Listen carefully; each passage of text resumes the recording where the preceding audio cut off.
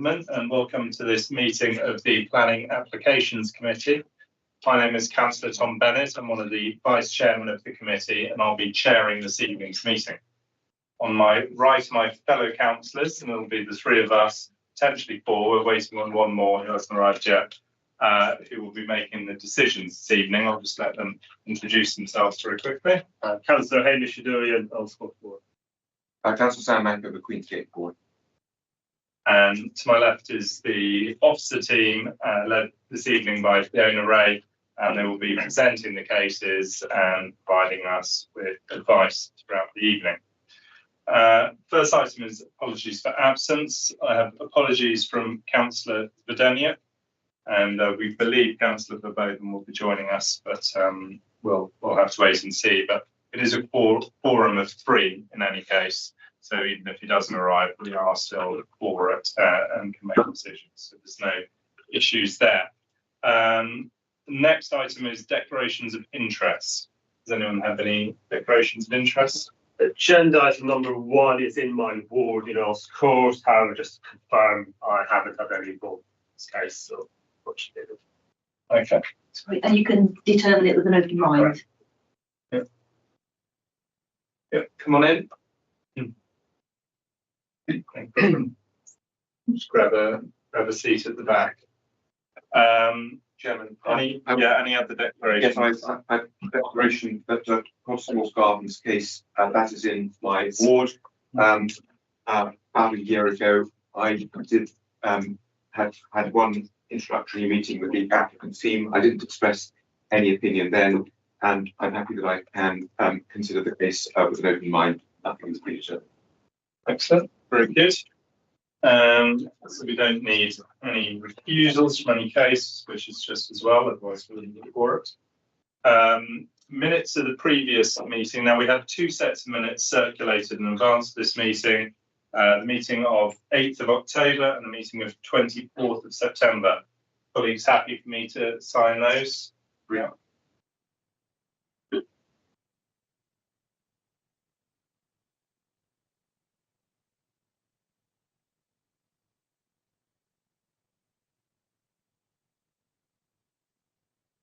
Right, we now get to the substantive parts of the agenda. I'm just going to run through the running order quickly, as we have 10 cases this evening. We'll be starting with the hotel at 2 Barkston Gardens, then 101 Drayton Gardens, then 56 Clapton Mews and 24 Cadogan Square. And item 4 is 12 to 14 Cottesmore Gardens. Item 5 is plot 5 and 6 Acklam Road. Item 6 is flat 3, 29 Brecon Place. Item 7 is 42 Lowndes Square. Item 8 is Millman's House in Millman Street. Item 9 is number 32 Harriet Walk. And the final item is 12 to 14 Cromwell Place. But just for the benefit of anyone who hasn't attended a meeting before, the Planning Applications Committee, to let you know the format very quickly. The officers will present the case. We'll then give a chance for objectors and applicants to speak. It's 3 minutes each. If there are multiple objectors or multiple people on the applicant's team, you have to share those 3 minutes between you. And I need to cut you off fairly strictly at 3 minutes. And so apologies if I have to sort of cut through you mid-sentence, but we need to be quite strict on the time, but do try and keep 3 minutes. You'll then have an opportunity to answer questions. Members of the committee will ask questions of the objectors and applicants. So you're through, if you don't get through everything in your 3 minutes, don't worry too much. We then have questions to officers from members of the committee, not from members of the public or from objectors. And then we make a decision, then we move on to the next case. So that's the sort of basic format. Right. With that said, we'll move on to the first case, which is the hotel at 2 Barkston Gardens. No, sorry. We'll hear the presentation first, and then I'll invite our objectors now. Before we start, can I ask why we're not waiting for the last councillor? Well, sorry. Give his apologies for absence. Okay, well, there we go. We've just had apologies Councillor for absence. Burton has. Yeah, he's just given us a You've apology just done it. just now. Just had it. Oh, okay. Yeah. Anyway, as I said, we're quorate with 3 councillors, so there's no issue with us proceeding. So we'll move on to the presentation. Thank you. Thank you, Chairman. Yes, this is an application for the installation of an air conditioning unit to the rear closet wing of the hotel at Two Barking Gardens.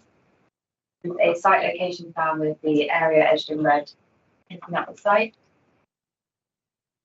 These are some existing photos of the site, including a existing rooftop storage area and box structure that would be removed from that application. This is the existing roof plan, the existing elevations, and this is the proposed plan. You see the area for the chiller unit identified by McCaskey, adjacent to the chimney stack. And the application would also include the installation of an air conditioning kind of enclosure, which also contributes to acoustic benefit. And that will be approximately 0.9 meters in width, 1.4 meters in height, and 1.6 meters in depth. And again, that would be sited next to the existing chimney stack. These are proposed elevations. You can see the proposed unit and acoustic enclosure shown on the top of the closet wing. And the application is considered acceptable. The proposal would have an acceptable impact on the character and appearance of the area and the existing building. And the proposal was submitted with a noise assessment, which has been reviewed by environmental health officers, and subject to 2 conditions. There would not be a detrimental impact on noise or living conditions of neighbouring properties. That concludes my presentation. Very much. I'll now invite the objectors and the applicants up to the table, please.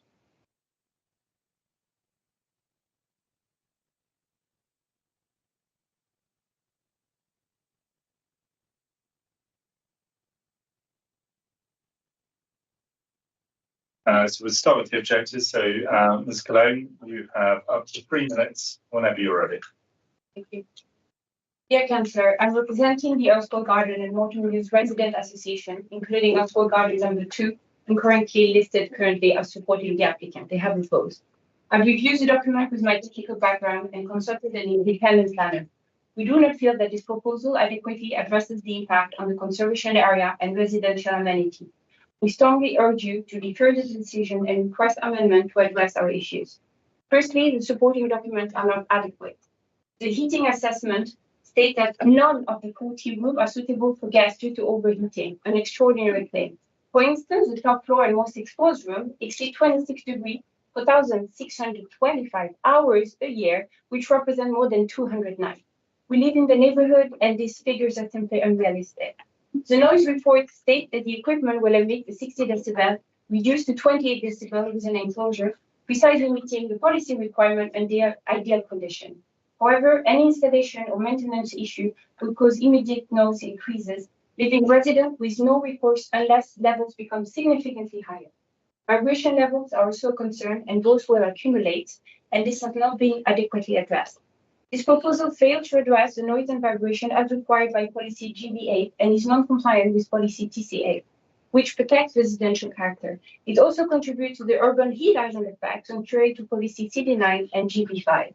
The proposed plant equipment will be visible from multiple viewpoints, adding to the increased number of unapproved air conditioning units detracting from the conservation area characters. It's not comparable to the discrete water tank it replaces. A more suitable solution would be to locate the unit in the basement, allowing air conditioning with no heritage impact, which aligns with policy CD1, 2, 3, 4, 10, and 15. Policy CD4 specifically encourages conservation area to improve their character. Moving the unit to the basement would set a positive precedent for other hotels, preserving the area heritage. Numerous manufacturers offer basement-located units, allowing noise to be monitored and mitigated at the source. The environmental health officer response requires post-installation noise assessment, yet this condition is missing. Condition 3 and 4 suggest switching off the equipment if noise exceeds limits. How is this realistically going to be achieved in practice? If nevertheless installed on the roof, a post-installation and annual check at full power assessments are essential. Condition 3 is currently incompatible with current noise team operation in the borough. No one measured at the source, and it becomes up to the residents to tolerate repeated and disruptive home visits to assess the noise. We asked the planning committee to defer this applicant and require the applicant to relocate the equipment to the basement. If members are minded to approve this application, we request a new condition for post-installation assessment at full power, 1 week and annually to ensure compliance. And furthermore, we ask the system to be shut off when temperature drop off below 18 degrees. Thank you. Thank you very much. Thank you. So is it Mr. Khaled? Yes. Mr. Khaled, on behalf of the applicant, you are the applicant, you have up to 3 minutes whenever you're ready. Thank you. Dear members of the Planning Committee and Council, thank you for giving me the opportunity to speak. Before I start, I thought it would be helpful to provide a background. My family have been hoteliers in Oscott for the last 40 years, and we purchased the Merlin Court Hotel in January 22. At the point the hotel came under our ownership, it was in extremely tired condition and had no investments in the 70s. We required significant upgrading, so this year we've made a large investment in the building to carry out a comprehensive refurbishment. Nearly all hotel bedrooms in London have individually controlled heating and cooling, and so this feature is an important guest expectation, without which it would be difficult for our hotel to be competitive. We have been advised to provide heating and cooling via air source heat pumps, which produce hot and cold air and are extremely energy efficient and have a low carbon footprint. Our system requires 2 pumps, which must be located externally. As we are aware that the hotel is situated within a conservation area, we have minimised any potential visual impact by siting the units within an existing water tank housing on the rear flat roof at 4th floor level. The units will not be visible from the public realm. We have also visited neighbouring properties to consult on the application, and it was confirmed the units are almost impossible to see from any private view to the rear. The proposed units when taken are the quietest of their type on the market. Further, the units will be fitted with anti-vibration pads and are to be placed within an acoustic enclosure. Our acoustician has submitted a report to the council which has demonstrated that due to these noise mitigation strategies, the units will emit a sound less than the existing background noise level as measured in meter from the nearest residential window. For practical purposes, therefore, the units could be described as inaudible. Finally, we've gone to great lengths to consult with all our immediate neighbours to try to address any concerns that they may have. Our direct neighbours to the side of the front, specifically number 1 Barkston Gardens, number 4 Barkston Gardens, 23 to 24 Courtfield Gardens, and 25 Courtfield Gardens have all indicated that they are in support of the application. Our neighbours to the rear on Elscourt Gardens were more concerned until we had a meeting with one of them and Councillor Linda Wade in their house prior to the application being submitted. We are aware that they are concerned regarding noise impact. There has been historically to residents in the area for low quality AC units in the past that have had no noise mitigation and have been badly maintained. We have therefore taken all necessary steps to ensure that there will be no impact upon them, not only due to the proposed mitigation measures, but also due to the large distance, which is at least 30 metres, of their properties from the units, from our units at the floor and roof. We've also emphasised to them that we have a particular interest in ensuring the acoustic mitigation is highly effective, as the closest windows located to the units are those of our own hotel buildings. In conclusion, we would ask the committee to support the application as it will assist us in producing a high quality sustainable hotel that will make a positive contribution to our sport for years to come. Thank you very much. Colleagues, I'd like to ask the first question. I had a question, Mr. Khaled. Perhaps you could bring up the photograph of the roof as it looks now. Yeah, so presumably that's the water tank enclosure, is it? Yeah. And what's the size of the new acoustic enclosure compared to that? So the actual units themselves are probably very slightly taller than the pitch of the water tank, but below the parapet wall. Okay. And so the acoustic enclosure, I think, is a metal enclosure, so which is quite thin, so that will sit on top of that. And in terms of how far it comes out from the chimney stack? Probably it's the actual units will be probably only half the depth of the current housing. Okay. So they're only, the units are only actually about, I think, 800 deep. So this tank is actually deeper.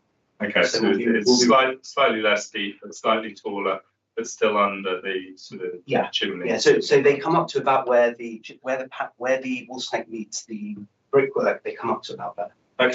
Okay, that's useful to know. And then, so another question for you. Ms. Galone mentioned a request regarding a condition for assessing a post-installation assessment. Would that be an issue? Yes, of course, because we have, as I mentioned, we have hotel bedrooms there. Yeah. So we obviously, we have, so. Okay. Well, post-installation assessment sounds like that might be sensible. So, Ms. Galone, given that if we have a post-installation assessment, it will address a number of the things that you've raised and make sure that whether it's vibrations or sound is not audible from neighbours' windows.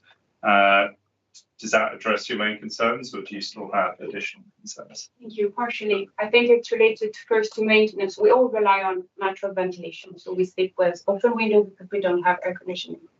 So we are concerned about full use of the system.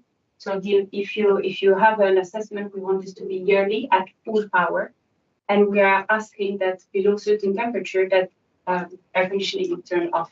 That would at least reduce the chance of us being disturbed at night by vibration, by noise that accumulates, and so on.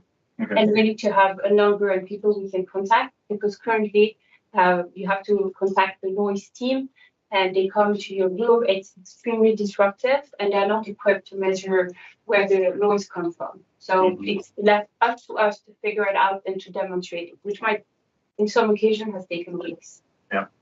Okay. Thank you. Colleagues, any other questions? No? Okay. Well, thank you both. We'll move on to questions for officers. So first question I had is around the post-installation condition or post-installation assessment condition. I think we've put that on before, haven't we? So presumably that's not an issue to attach that. No, that's fine. We can add it on to the end of existing condition 5. Okay. Well, yeah, whatever's easiest. And do you want it to be specific in terms of noise and vibration? Noise and vibration, yeah. And that makes sense. And then is there, I can't remember, is there currently a maintenance condition, or is that covered under environmental health regulation? Yeah, I think it's probably covered under condition 3 and condition 4 in a way, both noise and vibration, because it says if it can't be serviced regularly and it leads to not being able to be in compliance with condition 3 or 4, then it must be switched off. Okay. How would we enforce that? As you can Yeah, sorry, but yeah, we can't engage back with you, but for the benefit of the committee, I think if there's maintenance issues, then on one hand, obviously, you can call a noise and nuisance.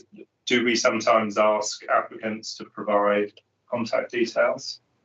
I'm For neighbours? more than happy to do Okay. that. I don't think we can compel that by condition or anything. Okay, well, maybe we just attach an informative to say, it sounds like the applicant would be happy to do that, to attach informative saying that advising the applicant that it would be good practice to provide that. And then in terms of the other point raised was around turning off below a certain temperature. I imagine air conditioning units turn off automatically below a certain temperature, is that right? I'm unsure of the kind of fundamentals, but I think it would be difficult for us to construct a condition that Yeah, would meet the that's test what I thought. and be Yeah. enforceable Okay. for that. All right, fair enough. Well, we'll leave that one there. Colleagues, any other questions? I want to ask about visibility.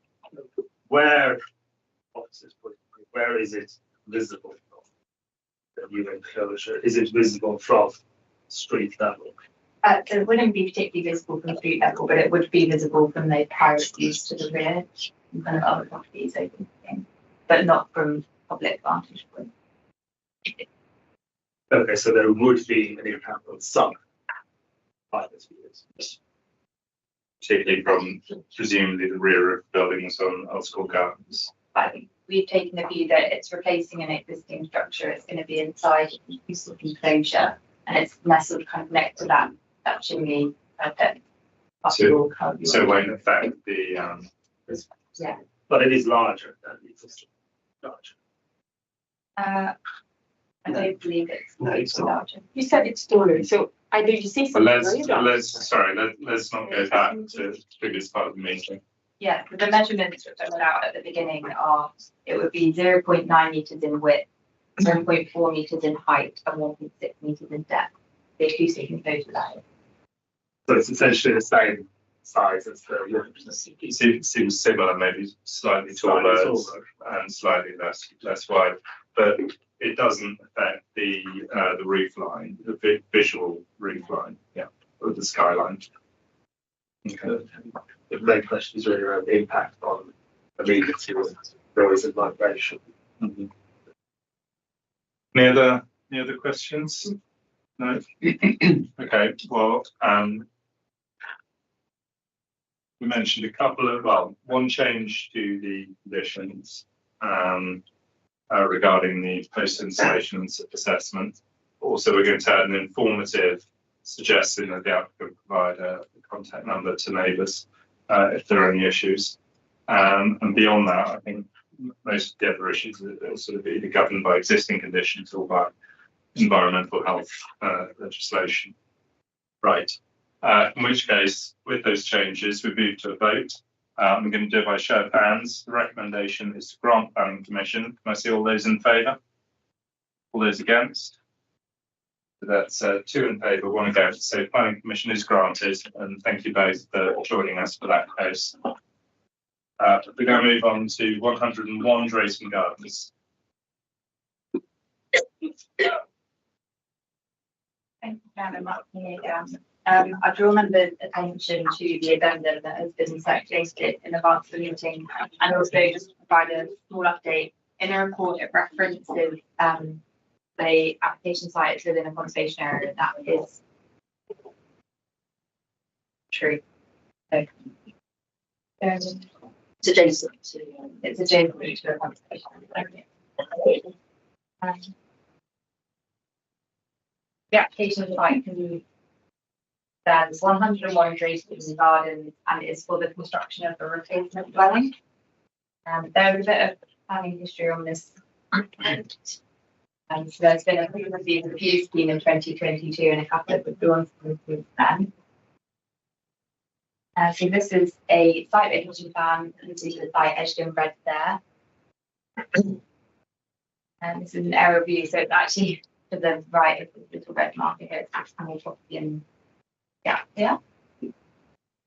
These are some pictures in the front. You can see the kind of garage at the bottom and set of stairs leading to the front door. Yeah. And then straight on to the proposed foundation. So the proposal would demolish the existing property and reinstate a and more pastiche looking property in its place. It would be 3 stories plus lower ground basement. Floor plan here. There'd be a sort of terrace to the rear.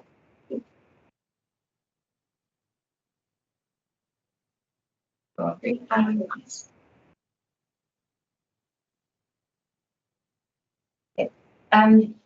the application has been assessed and it's considered to preserve the character and appearance of the group of buildings and the street scene, and it would safeguard the living conditions of neighbouring occupants.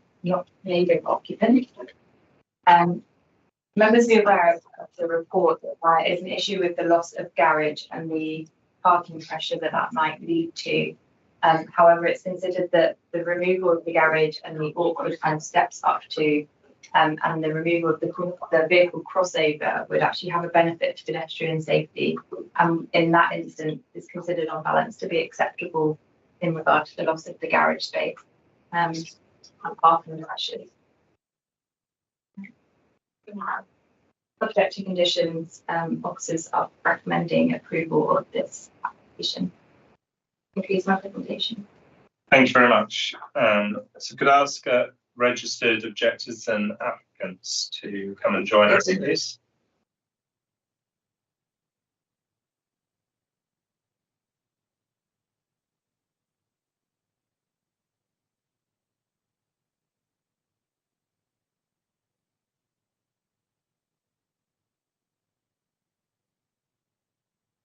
Very much. So, yeah, as I say, we start with objectives. Is it Ms. Deshande? Yeah. Yes. Well, thank you very much for joining us. You have up to 3 minutes whenever you're ready. Good evening. I am a local resident and neighbour to this site, and on behalf of my family and other surrounding residents, wish to raise our significant concerns with this application. The proposed design and layout remains exactly the same as the previously twice withdrawn due to council objections and once refused application and subsequently dismissed appeal. And there have been no material changes in the relevant policies or guidance relevant to the loss of existing 2 garages since this previous decision. The case office admits that the parking stress survey submitted by the applicants to try and overcome the previous reason for refusal were inadequate, but in any case, the parking stress was sufficiently high that any additional parking demand would have a material impact on parking pressure in the locality. Furthermore, the proposed off-site mitigation is also considered by the case officer to be inappropriate and concludes that the applicant, quote, has not satisfactorily demonstrated that the proposals will not give rise to additional on-street parking demand, and nor does it propose a suitable means of mitigation, unquote, and therefore conflict with the council's relevant planning policy. With the technology shift to EVs, total removal of the parking will also significantly pressure charging points in the area. The planning officers themselves and local residents have evidence that the area in front is regularly used for parking, thereby indicating parking space is obviously required. The officer says that it is dangerous parking at the property. No one has raised this issue before. We rented one of the garages in front of the tree stump in the past and parked at the site, and the car parked there on a virtually daily basis has not been reported as ever causing an issue. If this issue is to be accepted, then a precedent will be created, as no new house would be able to meet council parking obligations, as no pavement crossover would be allowed, thus adding to parking shortages for all. The application also includes an unacceptable and intrusive balcony, which extends 2+ feet beyond the called windowless wall, as indicated by the planning officer, which will enable the property's residents to look into windows in Donovan Court at close quarters. None of the houses on that part of Drayton Gardens have such an intrusive balcony, and it creates a precedent while also imposing insurance costs on my property, as it is built into the crown of the tree in my property. The so-called mitigation proposed by the applicant on the parking to try and overcome the previous reasons for refusal of the application and subsequent appeal have been dismissed by the council's officers, and therefore we see no reason why the outcome of this application should be any different. Therefore, I respectfully request that the application is refused by the committee this evening. Many thanks for your time and understanding. Thank you very much. And the applicants, I have Mr. Frendo, Mr. Penton and Mr. Atkins. Yes, fantastic. Well, you have up to 3 minutes between you whenever you're ready.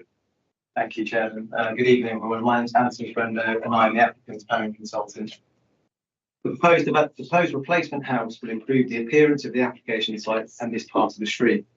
The existing building is of no historic or architectural merit and displays many negative features. The council's design officer has confirmed that the existing building makes a negative contribution to the area. The development will also remove an informal parking area at the front of the site. This has a negative impact on the townscape and poses a risk to public safety. Cars that use this small space reverse it over the footpath with restricted visibility. The previous application did not include the reinstatement of the curb, and therefore this is a fresh material planning consideration. As confirmed in the committee report, also give this highway safety improvement substantial weight. The existing house has 2 garages and no restriction on parking permits. The garages haven't been used to park cars for a long time because they are small and difficult to exit. In accordance with policy, the replacement house will have no off-street car parking and permits proposed to be retained. Car parking surveys have also been undertaken which indicate that the local area does not suffer from parking stress. Again, parking surveys weren't carried out previously or submitted with the last application, so this is a new material consideration. It's also important to highlight that this is a replacement house. There is no uplift in dwellings, and the parking demand created by the new house won't be materially different to the existing, so there'll be no adverse increase in parking pressure. The development also provides the highway safety improvement by removing existing unsafe conditions. The council's highway engineer has therefore concluded that proposals in this regard are acceptable. As confirmed in the committee report, the scale and the design of the building is in keeping with the terrace and will not represent any adverse impacts on neighbouring living conditions in accordance with policy CD9. The proposed basement has also been designed to comply with policy CD11. Whilst we appreciate there is likely to be some disturbance during the construction, this will be mitigated to minimise the impact as much as possible. The development will be controlled by the Council's Code of Construction Practice, which will require a detailed construction management plan to be submitted and approved by the Council's construction management team before works can commence. The Council will then enforce the works to be undertaken in accordance with the agreed plan. The tree in the neighbouring garden will not be impacted by the development. This is confirmed in the submitted tree report, and the Council's tree officer has been consulted and raises no objection. The only work proposed to the tree is the pruning of outer branches as well, which overhang the application site. We are therefore of opinion that the planning balance is in favour of permitting, and we hope that members will support the officer recommendation and grant planning permission. I've got with me Dan Fenton, who's the transport consultant, and Steve Atkin, the architect, and we're happy to answer questions. Thank you. Thank you very much. Colleagues, questions? First question I was going to ask is actually about disruption during the building process, because we also had representations from one of your neighbours on the ground floor, which is a maths tutoring company. So they have teaching children, by the sounds of it, in there during the day. So I just wonder, whereas normally at home people might be out, here's a business where they're teaching children during the day. How are you going to try and manage the level of noise during the construction process? That can be something that can be built into the construction management plan, so that we can do discussion between the contractor and the school. For example, if there's sort of noise sensitive things or activities happening within the school, they can make sure that they don't do certain works at those times. That's quite normal as well between development sites and schools. So that can be implemented. Okay. And then there's Shande. Could you tell us a bit more about what you were saying around the 2-foot extension? Is that on the rear of the property? Yeah. And why you feel this will offer sort of new views or privacy issues with Donovan Court, which don't currently exist? Could you go into a bit more detail on that? It's 2 feet plus, so on the edge someone could just lean over and look into the Is that on the terrace? Or? Yes, on the terrace, yeah. Okay. So they could look into the sort of ground floor, the rear of the ground floor flats. Yes. And what's the current? Maybe could we bring that? Do we have a picture of the rear of the property? Okay. So is it? So those windows. Those windows there. Yeah. So you're saying and also around as well. Right. So currently they'd have quite an oblique view, you're saying, and because it's extending back a bit further, they'd have a sort of a bit more of a direct view from the terrace. Yes, exactly. Okay. And only fair to allow. Can I also add about the tree as well, because of the overhanging branches? Mm-hmm.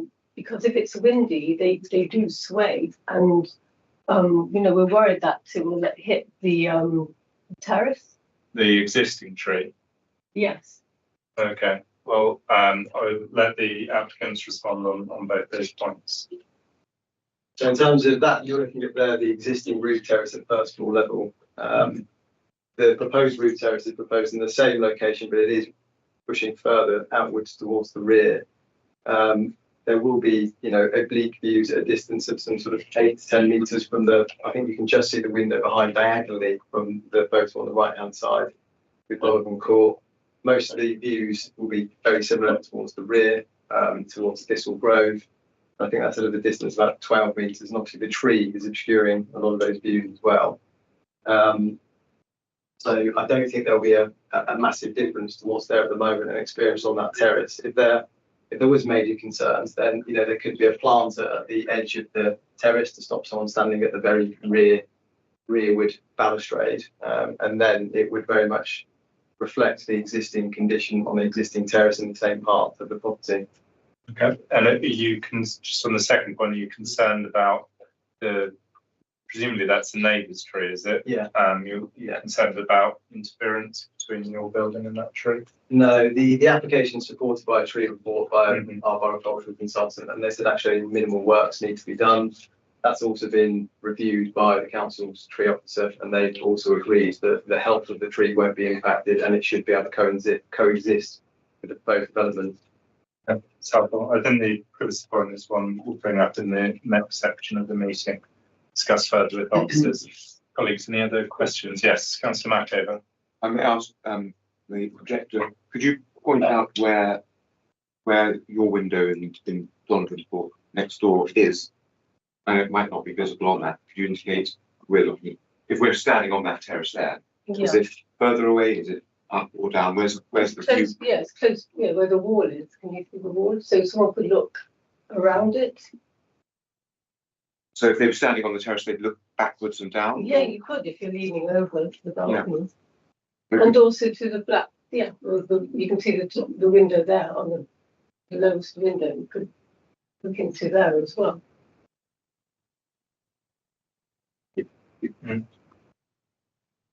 Colleagues, any other questions?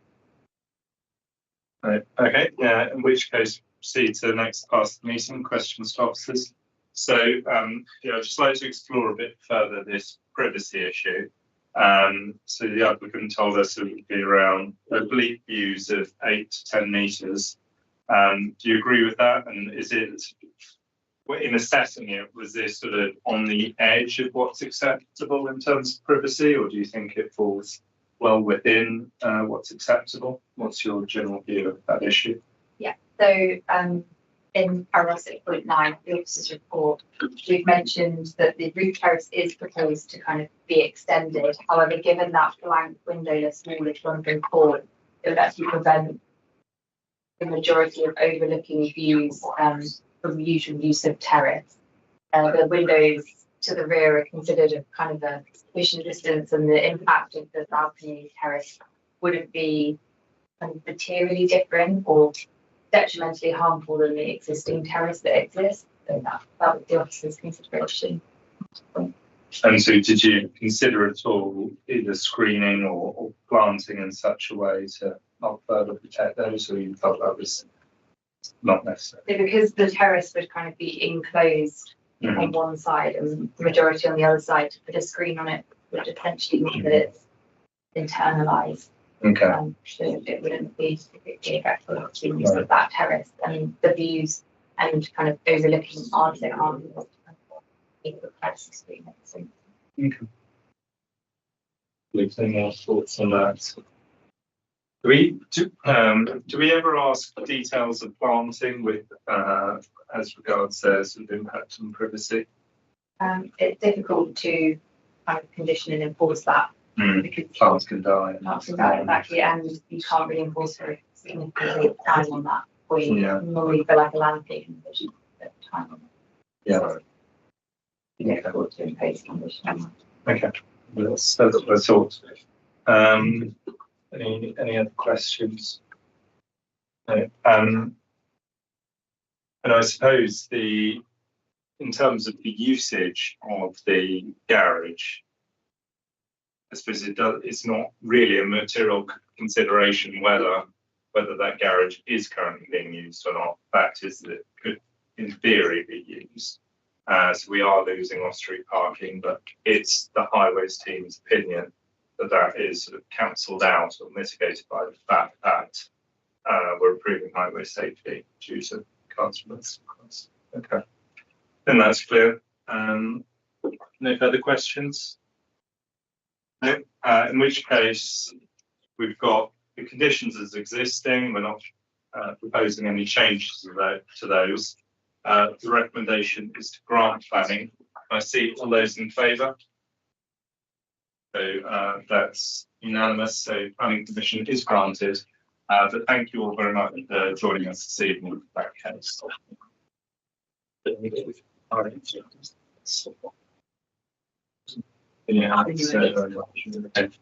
That's it, right. So we now proceed to 56 Claiborne Mews and 24 Logan Square.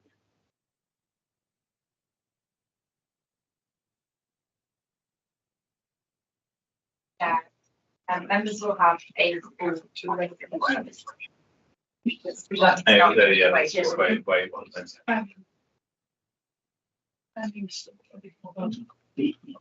Not due seconds.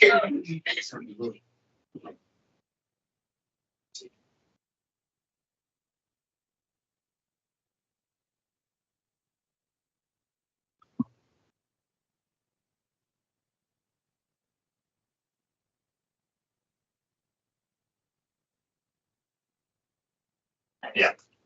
Thank you, Chair. Members will have copies of the plans and drawings in their packs for reference. So this application concerns the partial rebuilding of 56 Holden units and kind of range of alterations that encompass that. The application site is listed and therefore members will be considering the listed building consent also. The main aspect of the proposal concern kind of alterations to the lower ground floor, and this also includes the implementation of a swimming pool. This is only to a small portion of the kind of lower ground floor area and is not considered to trigger the basement policies in this instance. However, we have included a CTMP condition to ensure that there's not disruption in terms of the excavation works for that small area of looking pool.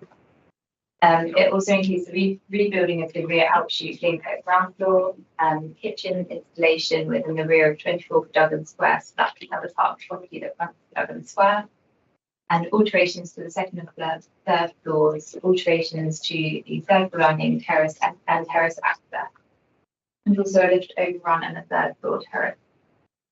So the application side was granted this building consent and planning permission in 2017, but since then has stood empty as far as officers are aware, and therefore these benefits, the property's kind of appreciated inherited value a little over that time. So the benefits of the scheme bring it into kind of a more modern use and sustaining its long-term use is considered to be a benefit.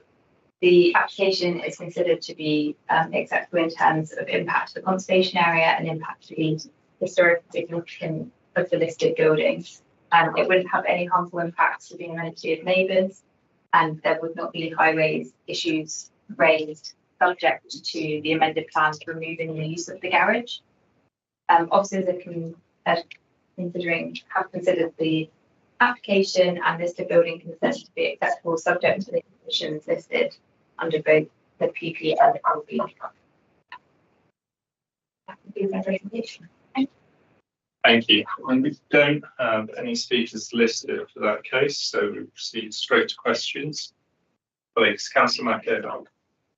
Yes, I think I see in the addendum that that the applicant has submitted a still form and said that it's not still liable. But I think it also said that the building has not been in use for many years.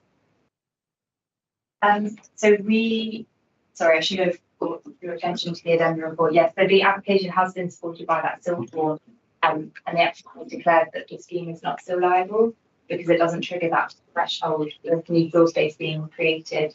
So I think that means that notwithstanding the use, it doesn't fall within the income level. It's not been in use, and so that's the exemption for any states. That's I was just looking at the government website on that, but that doesn't have declarations that seem right to me.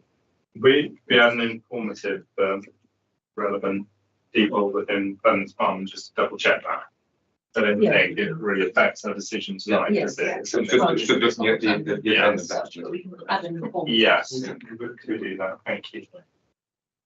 Any other questions? I just had one on, just to clarify, this is my understanding, although this doesn't classify as a basement, and therefore doesn't trigger the basement policy,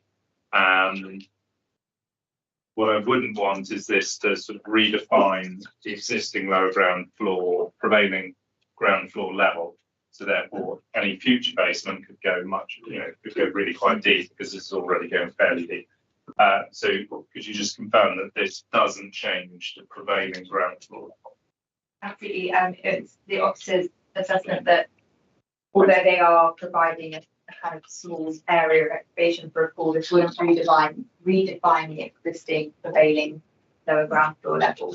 So they did want to go for a basement in the future, they would have to take that higher floor level. Be based on that existing. And because it's a listed building, it might be tricky anyway to put anything more.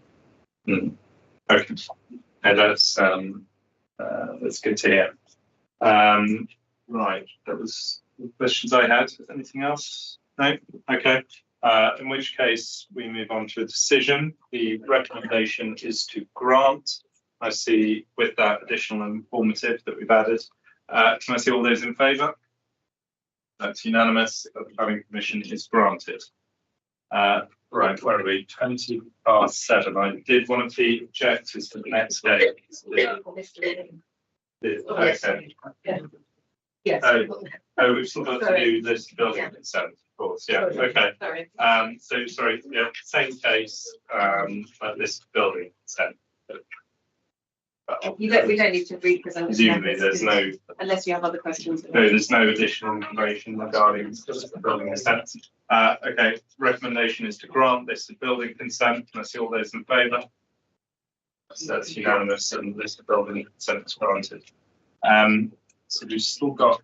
Oh, we just left. There's Monday.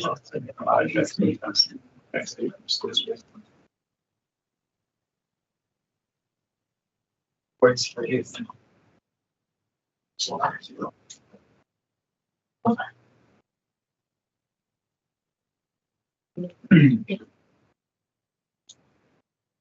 Right. We now proceed to 12 to 14 Cottesmore Gardens. Thank you, Chair, and good evening, members. 12 to 14 Cottesmore Gardens is a single residential dwelling which was amalgamated historically. The site is located in the De Vere Conservation Area, and the building form is identified as a positive contributor to the character and appearance of the area. The property was developed as part of the Malaton estate in the 1850s, and the application site is located at the southern side of Cottesmore Gardens. Proposed development includes a multitude of works at the front and rear of the building. These include, but are not limited to, the excavation of a basement, demolition of and replacement of the existing roof with double pitch mansard, including plant, roof light and glazed lantern, alterations to the rear elevation, including the demolition of the two-storey rear garden infill extension and replacement with a single-storey rear extension, demolition and replacement of a closet wing and alterations to the fenestration, including the provision of Juliet balconies across those rear elevations, provision of solar panels, replacement of the two front doors with a single central access point, provision of a projecting central bay with additional windows, central balcony feature and central parapet dormer, additional decorative features including a high-level balustrade at roof level and a provision of a platform lift. As you can see here on this slide, this provides a view of the rear of 1214 Cottesmore Gardens. I would just draw members' attention to the existing two-storey rear infill extension and the pattern of fenestration that's observed off the rear there. On this slide, you see the front elevation of 1214 Cottesmore Gardens. You also note the two separate entrances located at either side of this inset panel. And again, this is illustrated on the existing front elevation. Please see the proposed elevation in front of you now. The alterations of note relate to the provision of the central door and associated bay, provision of an additional creation 7 window bay frontage, and a high-level balustrade at the top. These are the existing plant room on site, and then the extent of the proposed basement and associated hall next to that room. Here we have details of section AA. This details the depth of the proposed basement and illustrates the single-storey replacement extension above the basement. See that here labelled family room. The applicant has helpfully provided a further annotation of section AA, which is included in the addendum report and representations made to members. Please note areas labelled as service zones and clarifications provided around the basement, again, which are all included in members' addendum pack this evening. Here we have comparison existing and proposed sections of the side elevation of the property. The officer recommendation is to refuse, as set out in the committee report, due to the impact of the conservation area and non-compliance with the council's basement policy. I would draw members' attention to the amendments and clarifications within the addendum report. Thank you. Thank you very much. Right. So we've got, would the objectors and applicants like to join us at the table? So objectors here and applicants there. 3 objectors and 2 applicants registered.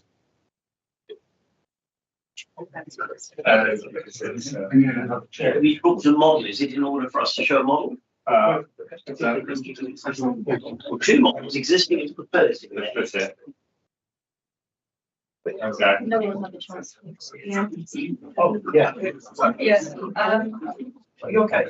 You sure? Yeah, I'm not sure. Yeah, this, you know, no one's having it.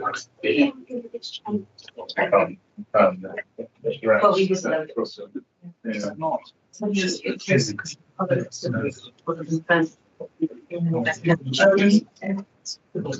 ask the applicants what they say. Yeah. And the objectors. Yeah.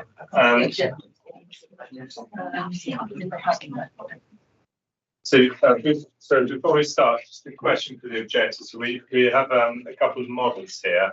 I just want to check if you've seen it before, if you have any, because they're not sort of technically entered into evidence, as it were. So do you have objections to them being used? Have you seen it before? Because our officers haven't had a chance to confirm that they are accurate. Is potential issue. We're addressing front facade only. Okay. So if it's designed, look at how it's changed at the back. That's a different matter. But it's showing both. Yeah. Well, we can see what. I hope it shows the front facade. Yeah. Not it's accurate, by the way, just to reassure you. And I have shown it to officers before. Okay. Well, you want to turn it round. I mean, that might be more useful anyway, because the front facade is probably better covered by the images. Okay. You have these Yes, I mean- officers, you haven't seen it. Michael, can you see it? Okay, sorry. Yeah. Sorry? Thank you very much. Yeah. This is existing and this is proposed without comparison, but they're the same scale. Okay. I don't object because it's not like new material you can take away. Well, if the officers have seen them, if the objectors do not mind, and they have the chance to look at it for a few minutes if you want to. Well, I think Have the that chances. drawing is what I Yeah. would base my comments on. So you're not concerned about having the models here? I'm not sure what they would want to present with regard to solar that is not on that drawing. Yeah. So Yeah, if you could keep any comments regarding the facade to the drawings, but we can obviously see the models here in the rear of the But the building. models match the drawings. Yes, they do. Yes, they're correct. And we've shown them to officers in pre-application The sessions. councillors are happy. Alex, yeah. Okay. And I think I'm happy. It's not new information being presented. Okay, that's fine. Okay, excellent. So in this case, the applicant team speaks first because it's a recommendation to refuse. It's the opposite way to how it normally is. So we have two people, Mr. Phil Brown, Mr. Kababulan, is that correct? Yes. Yes, registered for the applicant's team. So you have up to 3 minutes between you whenever you're ready. Yes, good evening. My name is Renat Vivulin. Me and my wife are the owners of 1214 Cottesmore Gardens, and we currently live just a few streets away from it. We live at 6 Cambridge Place, where we've been based since 2020. So we really like the area, we like the community, our children go to the local schools. And currently we have 3 little children, and we are expecting 1 more in January. So, and our current house became quite small for us, and we tasked Fred to build us a new home for the decades to come, and we hope the committee is going to approve our plans. So I personally value sustainability a lot, and I tasked Fred to build the most environmentally friendly house possible. Thanks, Renat. I'm Fred Pilber of Architects Pilber and Partners. The front elevation proposes a sensible, modest proposals that restore correct historic detail and remove the unsightly triple height recess at the centre of the 2005 facade, a feature you won't find anywhere else on the street. The officer's report references the fact that triple window groupings are characteristic of Cottesmore Gardens, and we propose just this detail. The restored gable on the 3rd floor follows that of 16 next door and restores the very detail that existed on the house prior to 2005. We create a fine-grained, varied each line in the best traditions of the street. The house is already and will remain a single dwelling, and the fiction that it should be in some way appear as two houses ignores the fact that this isn't its current appearance. It's notable in this regard that officers support the single front entrance door. This isn't a palace, it's a careful contextual piece of restoration, and I'd reference to John Stone's wonderful townhouse on Lincoln's Inn Field as an intelligent precedent for our approach. But I recognise it's a subjective matter, on one of which I'm confident you'll come to your own views about. What is not subjective, but what should be acknowledged as the scheme delivers two very unambiguous public benefits. Firstly, sustainability, and secondly, the proposed reduction in the scale of the rear extension. Renat tasked me to deliver exemplary energy performance, and through investment in renewable ground source heating and cooling, allied to enhanced fabric performance, we're going to reduce the existing energy usage by 89%. This comfortably exceeds the latest building regulations and is, of course, closely aligned to your own ambitious climate action policies. I'm sure you hear many proposals to extend and enlarge properties. We're a little unusual, and we're proposing to significantly reduce the scale of the existing rear extension. This brings wide benefits to neighbours whose outlook will be enhanced. The new extension will be 4.2 metres lower, with 40% less volume, allowing the garden area to be increased by 38%. This also increases biodiversity and sustainable urban drainage. This is particularly beneficial to number 16 next door, for whom we've built a mock-up to explain the massing. Their daylight is improved by 10% and their overlooking is greatly reduced. This reduction is delivered by a proposed basement which is entirely compliant with policy. An addendum has been issued to you which explains that the officer's report incorrectly stated the depth and incorrectly stated that the scheme was similar in scale to 12 the Little Boltons. Finally, we have an existing rear elevation. Today it is an ugly stretcher-bond facade with rounded windows. We propose a traditional London style Flemish bond elevation with elegant, vertically proportioned windows and Portland stone dressings. The glazing percentage, which is 29%, exactly follows the precedent of the rear elevations of the 7 neighbouring houses, and the spaces between windows exactly follows precedent from number 18. I'll just ask you to wrap up, please. Okay, one sentence. Roof level, a traditional shallow pitch lead-clad mansard replaces the asphalt flat roof. It's not visible from the street, and it serves to conceal the air source heat pumps and supports photovoltaics on the garden side south elevation. Thank you. Thank you very much. And for the objectors, we have Mr. Bark, Mrs. Hunting, and Mrs. Gray registered. So you have up to 3 minutes, or the applicant went slightly over, so I'll let you go over as well if you need slightly more than 3 minutes. As I say, between you, whenever you're ready. Thank you very much. I'm Michael Barth. I'm chairman of the Victoria Road Area Residents Association.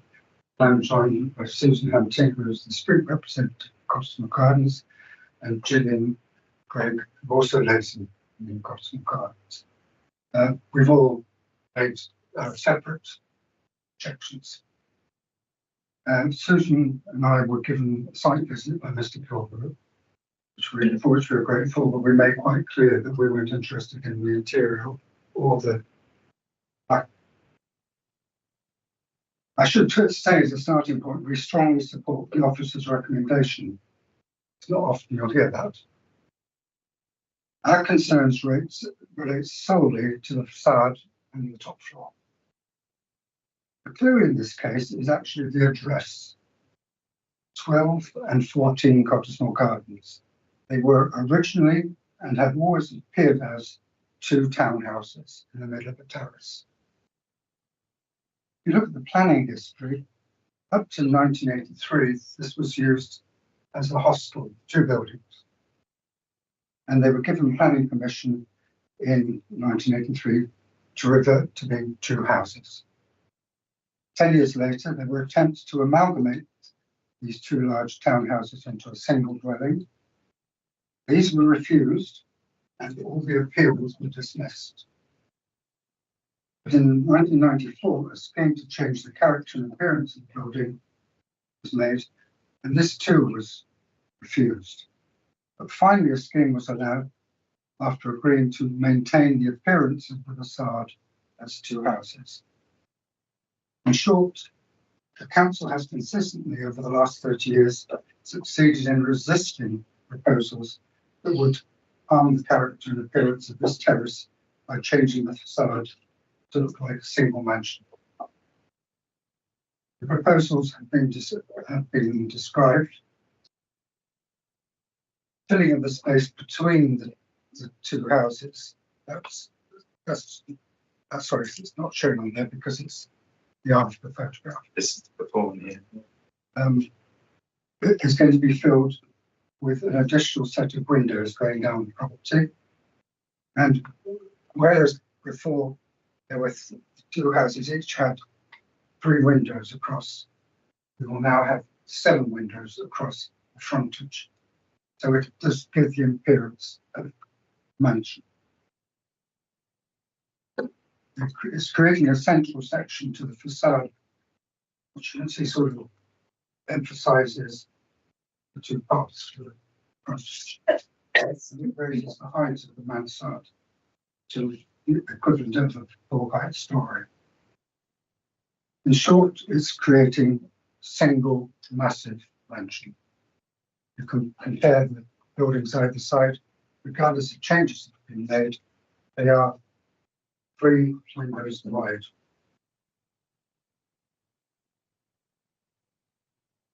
We object to the change in the character and appearance of this part of the south side of Hudson Gardens from the terrace and large townhouses through changing 2 houses to become a single dominant mansion.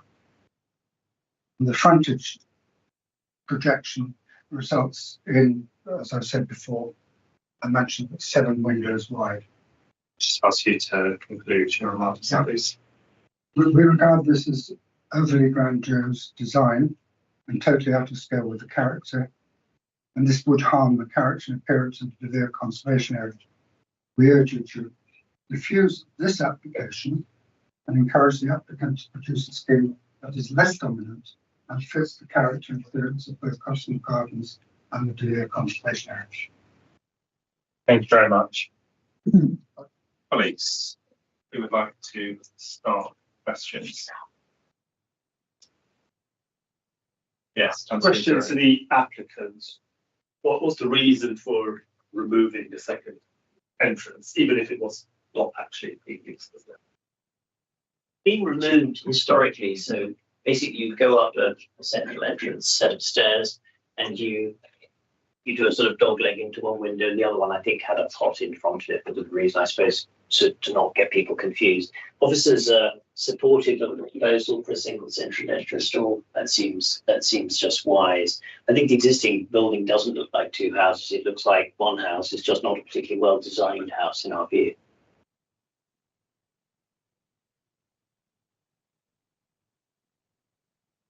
Any further questions?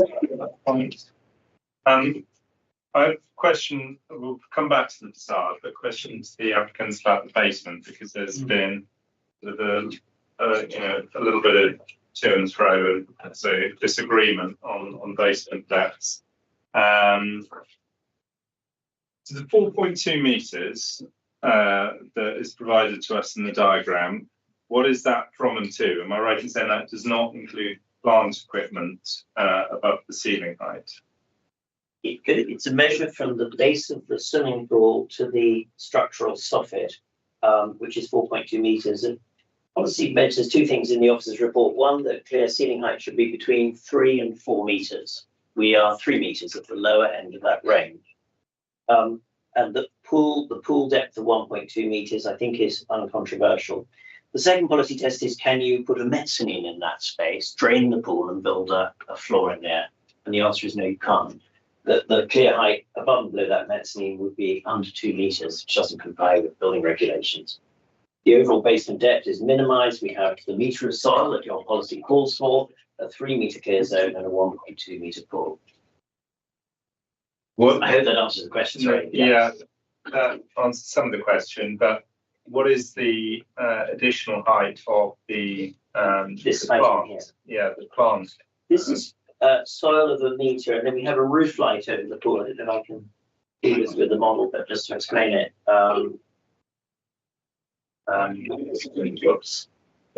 don't know if this section shows from your side of the table, but basically there's a meter of soil above, which is called for by your policy, and it contributes to the sustainable urban drainage. So these heights are minimized, and we believe they fully comply with policy. There was reference in the officer's report to the 12 the Little Bolton scheme. These are drawn at the same scale.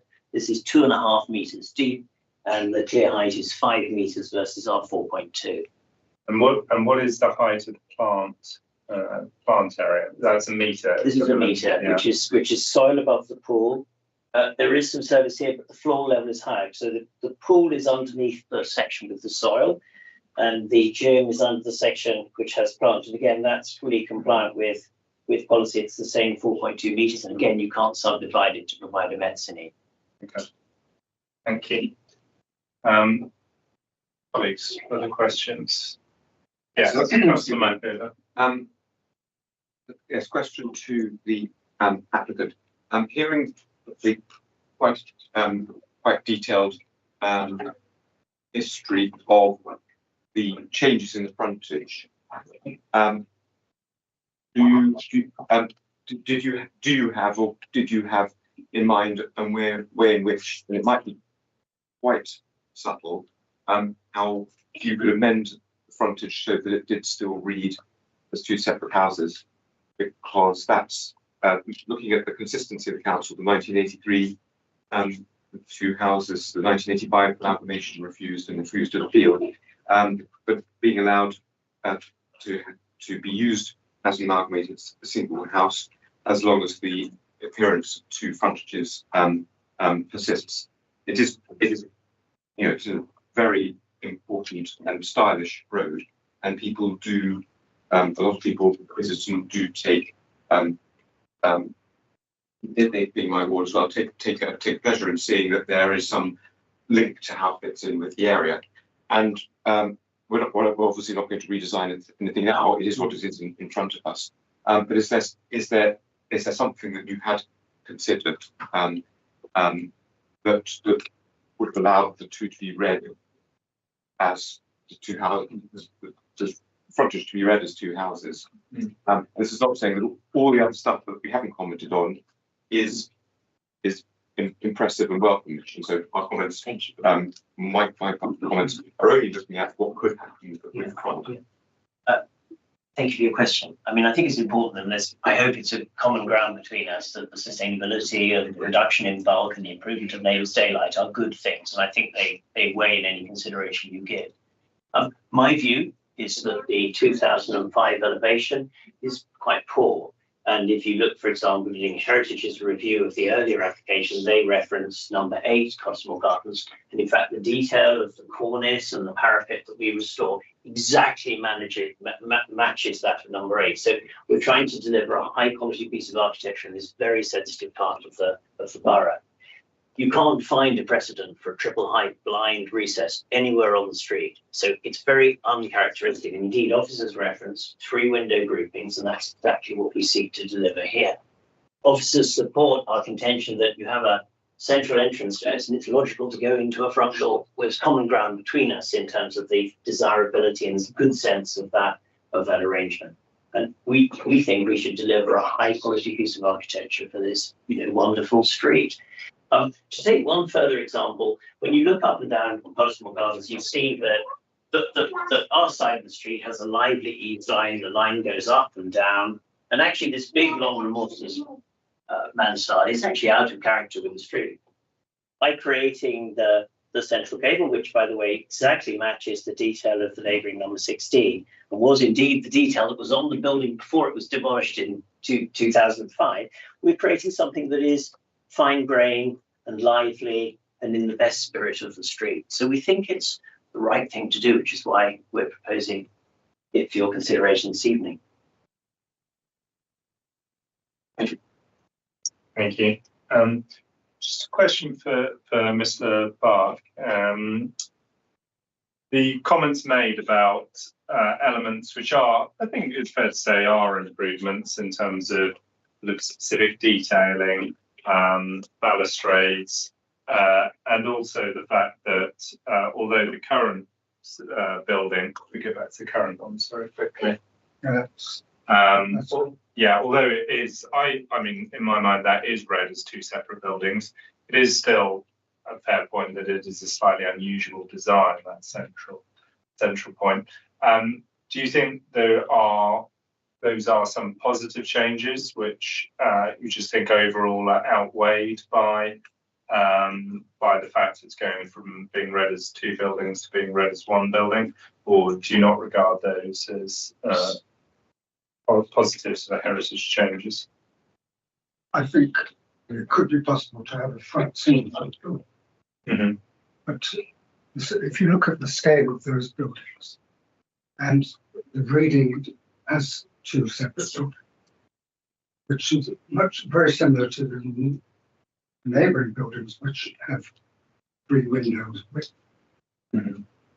That reads as 2 buildings, whatever it's used for inside. And what's happening here is it's creating you might say a complete redesign of the front by having forward the central 3 windows, which is the other diagram, and then 2 wings with 2, and that reads as one single building. Mm. So that's not to say that you couldn't have some changes, but you might make some other minor improvements. That's fine. But this is very different than the current situation where they do read as 2 buildings. So you're saying any improvements in detailing, etc., are outweighed by the fact that we're going from No, I think 2 buildings to 1 building? Changing from a mansard and across 2 buildings into a single building with a central floor height and a slight increase in height of the mansard. I'm not commenting as to whether that can be seen differently from the street. I'm just saying that is very different from what currently exists. And some tinkering could actually meet part of the way that they want by having a single door. Yeah. But I prefer the design which shows it as 2 separate buildings, even if it is. Instead, colleagues, other questions or move to questions for officers? No more questions for me. No? Okay, well, thank you all very much. Move to questions for officers. I'm going to start on the basement. So do we have a diagram? Base. Ah, fantastic. Yeah, the section, yes. So the point made by Mr. Pilbrough was that because the plant is not over the pool, so you've got the extra metre of the plant, but that's over, I suppose it's called there the gym, but over the pool area is just a roof light and then soil for the most part. So his argument is therefore that a mezzanine could not be created in there. Do you respond to that? Yeah, of course. I think the section in front of us demonstrates it perfectly. When we're looking at basements, obviously the local planning authority doesn't have control of the interior makeup of a basement. So we're looking at the overall total depth in terms of whether the space that is created and dug out could introduce a further floor or mezzanine level. And you can see from the section there, the totality of the depth is indicated by the applicant at 6.7 metres, which would exceed our policy guidance. And I think indeed the reference to Charlton and Bolton's was to draw members' attention to a committee decision which was upheld at appeal about how we measure basements and how we make those judgment calls. And so there are many details in there of how the inspector reaches that conclusion, one of which is that he felt that a floor to ceiling height from the pool to the suspended ceiling, etc., of 3 metres was functionally not justified, effectively. But we're looking at the totality, and that can be seen on the basement there at 6.7 metres. Okay. So if it was, say, half a metre less deep, so you had, I don't know if you can make savings elsewhere, but let's say 2.5 metres for the floor to ceiling height and 6.2 metres depth, that would be about the range that would be acceptable, would you say? Well, it's difficult without plans in front of me to make a judgment call. It might lead to alterations further down the line. All I can comment on is the drawing before me, and the total depth exceeds our policy, and that is in line with recent appeal decisions in terms of that. Okay, so I know we sometimes condition changes like removing balconies, etc. But you think changing the depth of the basement would be too great a change to make that condition? Yes, in terms of it would holistically change the assessment. At this stage. Okay. Colleagues, other questions?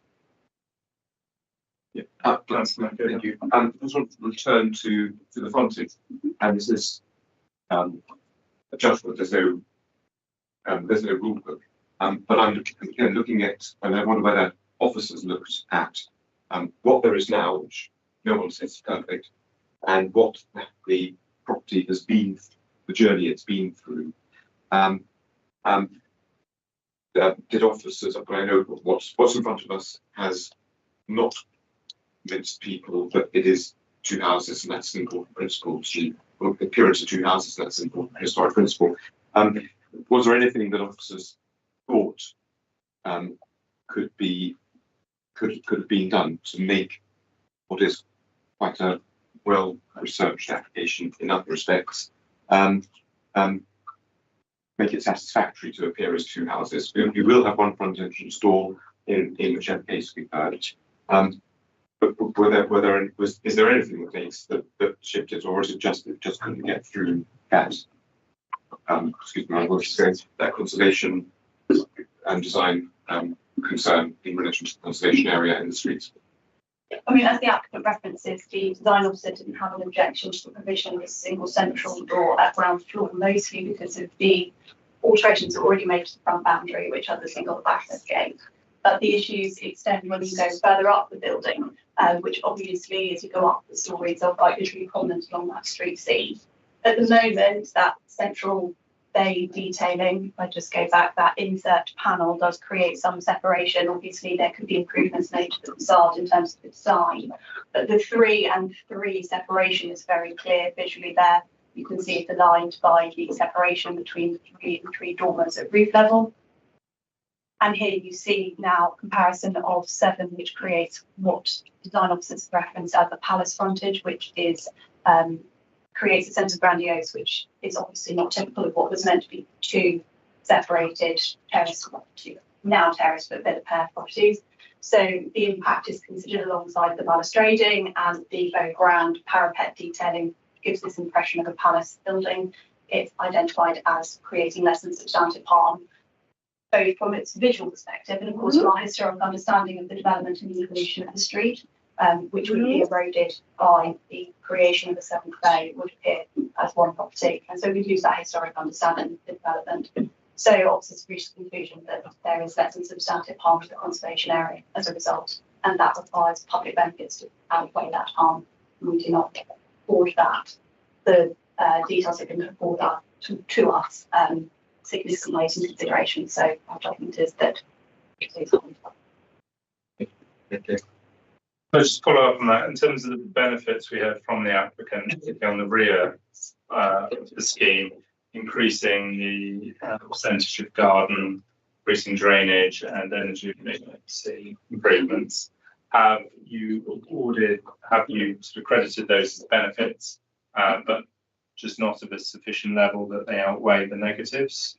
It would be for members to consider those benefits and afford them weight in their consideration. In ours, in terms of the volumetric loss as a result of the 2-storey extension going and the provision of the single-storey extension, I would suggest that that is not outweighed by the impact of the front, which obviously has a much greater impact on the character and appearance of the conservation area, although we don't obviously object to those designs in isolation, and those are supported by design who look just to the rear, but it wouldn't outweigh the harm that's observed to the front and to the public impact that it would have to the conservation area. In terms of the energy consumption, obviously those are matters that could be created outside of this specific design, and I don't know what the comparative cost is from the excavation of the basement, which obviously has energy and carbon impacts in itself.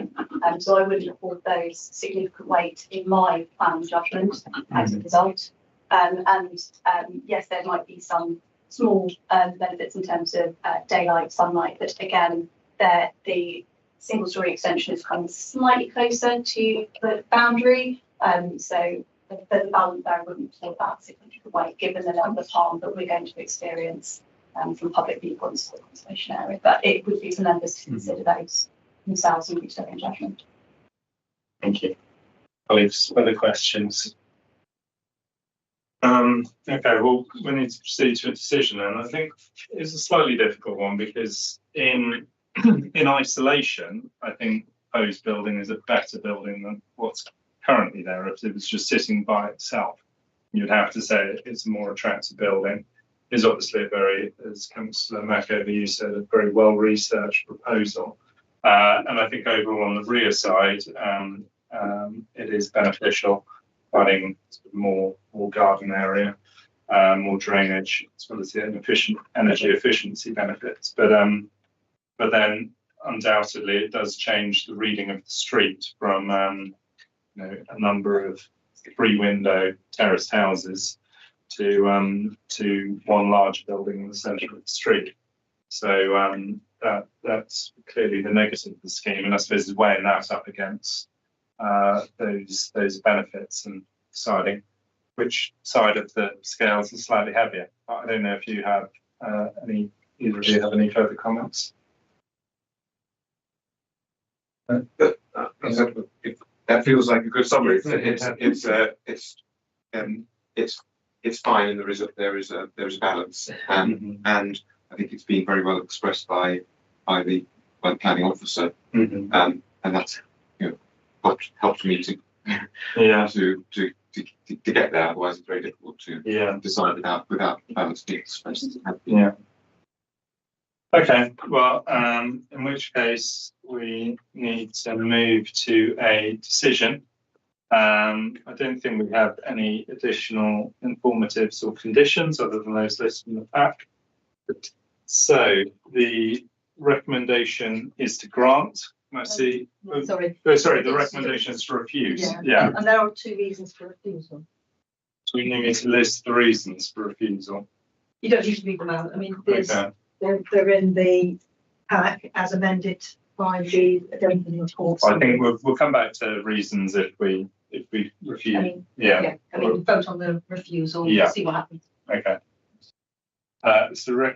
So just to be clear, recommendation is to refuse. So I'll say, do you agree with that? So if you agree that it should be refused, then the answer is yes. So the recommendation is to refuse. Can I see all those in favour of refusal? Okay. All those against? So 2 to 1. So refusal, the application is refused. Because we're going along with office recommendations, do we need to provide reasons or reasons? Well, the reasons were in the pack, so you voted on the 2 reasons for refusal. Okay. As per the recommendation. So do we need to clarify let's just get this right. So the reasons, let's just state the reasons. Where are the reasons, first of all, because it would be relevant if colleagues decide why I'm refusing because of one of those. Yes, that's why I said there were 2 reasons for refusal in the pack. So one was the design and the basement and discussed. And does the design relate specifically to the facade or also the rear? So I think the rear was mentioned as well. The less than substantial harm to the conservation area. Okay. Due to the front only. Okay. That could cause the harm. Yeah. And then there was the other reason for refusal in the pack, which was the basement not being compliant with policy. Because of its depth. So colleagues, basic basement depth and harms to conservation area due to authority. How to keep those as the stage reasons. Okay. So we don't need to vote on them. Oh no, yeah. We'll just go along as it states in the plan. Okay. Well, thank you very much, everyone, for your time on that case. Right. We now proceed. Okay.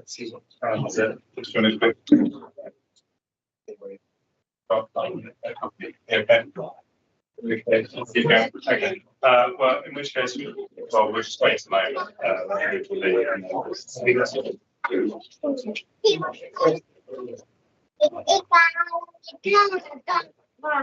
Oh yeah, no,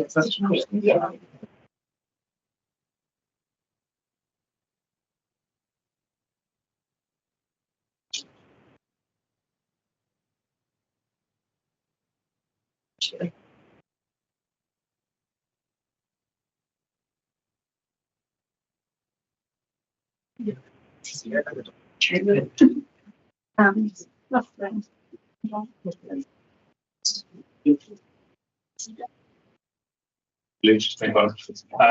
Right. Move on to the next case, plot 5 and 6, Acton Road. Thanks, Jack. Acton Road forms part of the council's new home delivery programme as part of phase 1. Phase 1 of the new homes delivery programme is comprised of sites known as Kensal, Tudor Street, St Helens and Acton Road. Planning permission was granted in 2020 for Acton Road, which permitted the erection of a Part 8 to Part 3-storey building to accommodate 32 residential dwellings and community floor space at ground floor. The proposal before members seeks to amend conditions to reflect the current context of the site, for which works are substantially complete. The primary amendments relate to the alterations plans to remove the planting of 6 trees fronting the scheme along Acton Road. A financial contribution of £3,000 is proposed to provide alternative tree planting within the local area. The removal of trees is due to the discovery of underlying infrastructure beneath the road, which could be damaged by tree roots, resulting in the loss of trees at a later stage. As you can see here on your slide, there's a picture of Acton Road in its substantially completed state. And to the other side of the road, you will see on the northern side the extent of tree covering which is existing and remains, which is associated with the Almanar building behind. The second primary amendment relates to an alteration to the trigger for the provision of details relating to sound insulation for the community floor space. Currently, details are required prior to the occupation of the building holistically. The amended trigger would only prevent occupation of community space awaiting details of the sound insulation. Final occupation of these areas is yet to be agreed, and as such, exact fit-out requirements have not been stipulated. The amendment would allow the residential occupation to take part now that the building is in a substantially complete state. Here you'll note on the plan where the 6 proposed trees were proposed to go. And here you'll see that they don't form part of that street plan due to the underlying structure. The recommendation is set out in the committee papers, and I would draw members' attention to the amendments and clarifications within the addendum report. Thank you. Thank you very much. We have no speakers for this or any other remaining cases. So colleagues, any questions? I just have one question about whether we can just request that the replacement trees are planted as close as possible. I know it already says sort of within the area. If we could have them as I can certainly suggest an informative. Obviously, the contributions would be to be spent by our tree officer who has a tree planting programme, so we will be familiar with where the money is to be allocated, but we could certainly add an informative to that effect. That's great, thank you. Anything else anyone wants to add or suggest? In which case we proceed to a vote. The recommendation is to grant, because I know it's a variation, but that's right terminology, is it? Yeah. Recommendation is to grant. Can I see all those in favour? So permission is granted. We now move on to flat 3, 29 Brecon Place.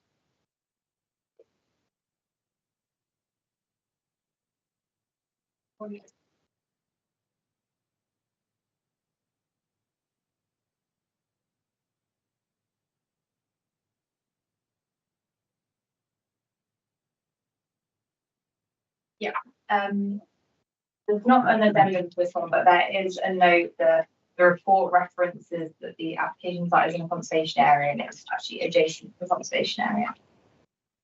So flat 329 Brecon Place relates to the installation of external AC condensing unit covered with a slatted timber enclosure on the rear balcony.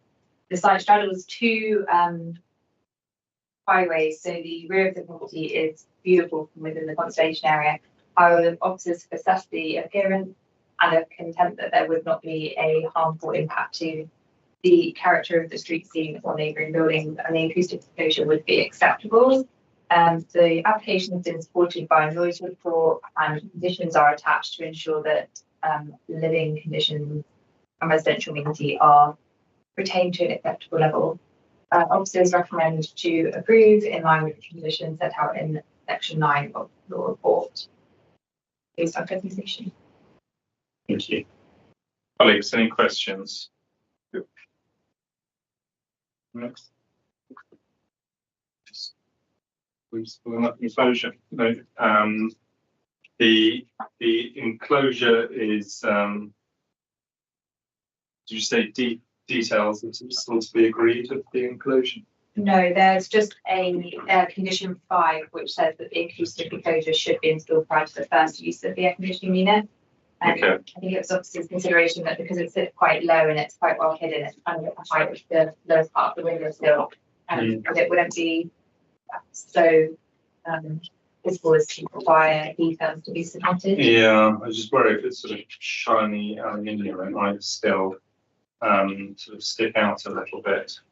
Could we just say, I mean, the one in the picture submitted looks absolutely fine, but I don't know if we said details to be agreed or just materials to be timber slatted. Okay, so it does have to be timber. Okay, well that's probably sufficient then. Right. Any other comments? No.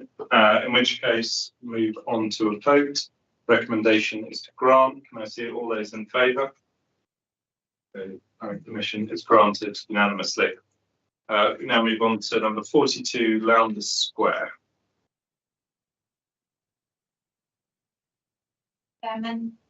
So this application relates to Lowndes Square and is for roof level air conditioning units again.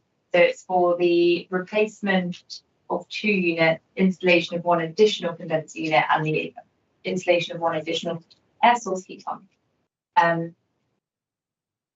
The application site sits within Harriet Walk and Lowndes Square, so again it's viewable from the rear and front. However, to the rear there is a mews property which somewhat screens the enclosures, and the plant is kind of set within the roofscapes of the existing mews property.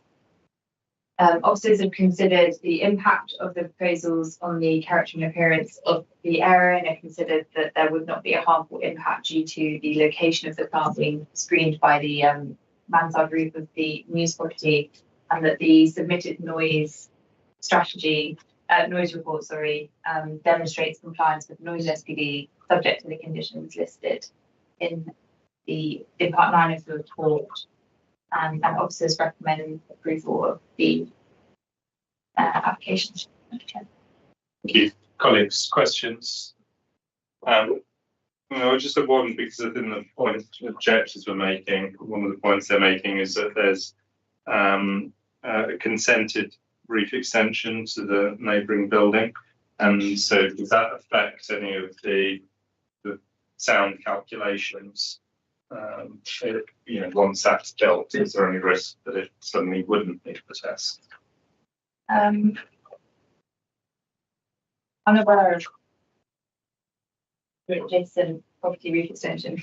They might be the one that's under consideration again this evening, but I wouldn't have thought that would result in any additional issues.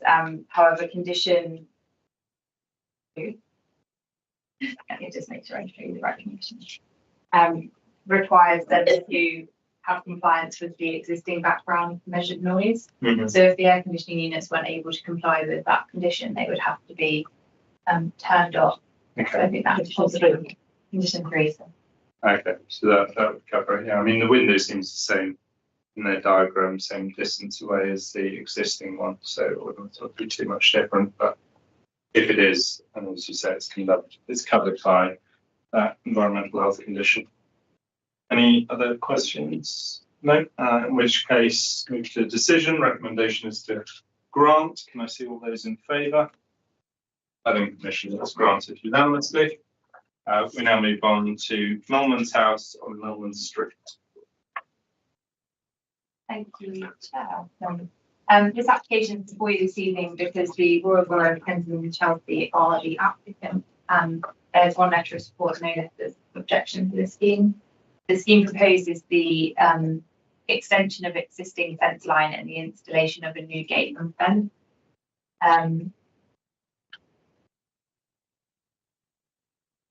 Whilst the development would be visible from the street scene due to the use of kind of black metal painted railings and the modest size of the gate and fence, it's considered that it would preserve the character and appearance of the host building surrounding property from the street scene.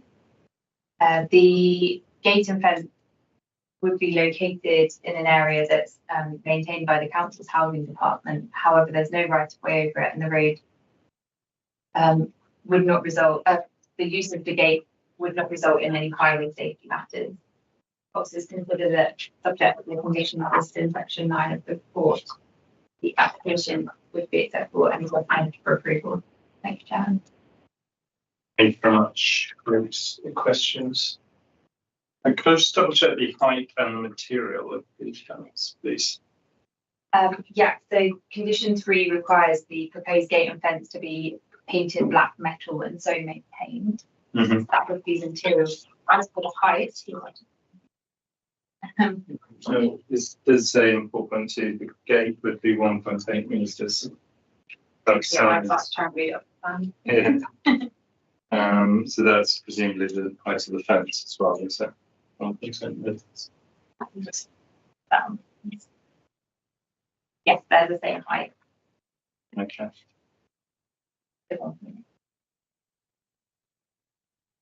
Not too long, Kate. Colleagues, any questions? No. In which case, recommendation is to grant. Can I see all those in favour? And permission is granted unanimously. We now move on to where we get to 32 Harriet's Walk. Thank you, Chairman.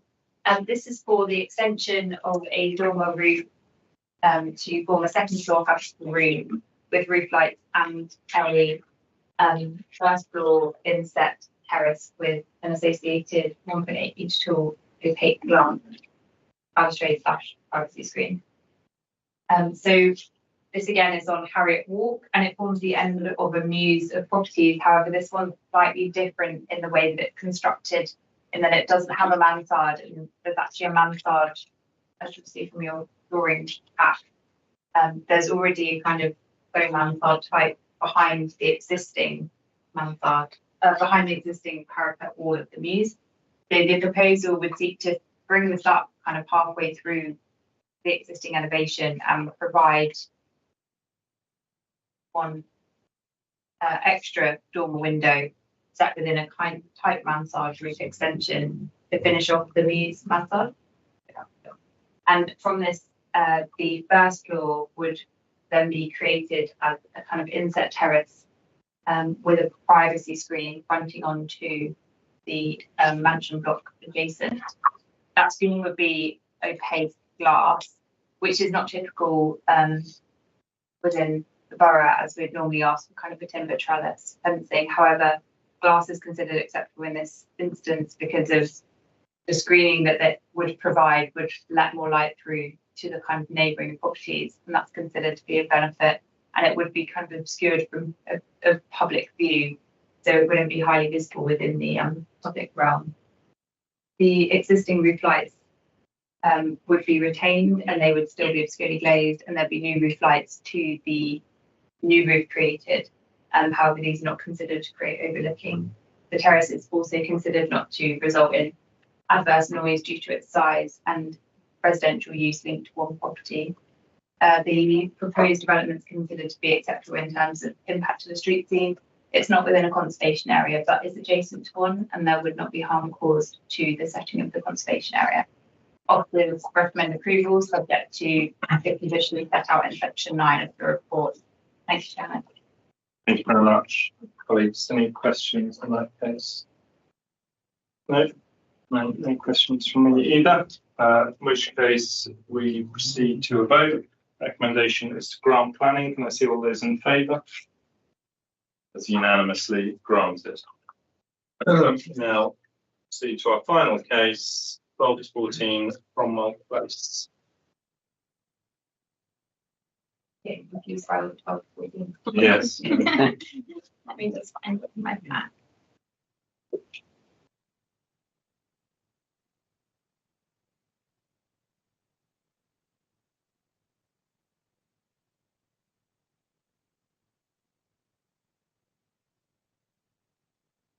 Thank you, Chairman. This application concerns the installation of a shroud for the temporary period of 6 months on the front elevation of 12-14 Cromwell Place. This application has no objections or support, but it's considered by the inspector to be appropriate that the committee determines the application. The application seeks consent for the installation of a printed shroud with a non-illuminated insert area for advertising onto the scaffolding along Cromwell Place. The shroud would go around a listed building and it's considered to be acceptable in terms of its impact to the setting of the listed building and the conservation area, and officers have recommended approval subject to the conditions set out in the report. Thank you, Chair. Thank you. Any questions on that case? No, pretty straightforward. In which case we proceed to a vote. Recommendation is to grant. Can I see all those in favour? Chairman, before you do that, can I just clarify that it's to grant advertisement consent? Yes. Yeah. As per the addendum report. Yeah. Okay. So recommendation is to grant advertisement consent. Can I see all those in favour? That's unanimously granted. And that is the final item on the agenda. So bring the meeting to a close. Very much. I'm going to change that was in every time we miss that, and every time we promise that I'll vote again. So we do that. Yes.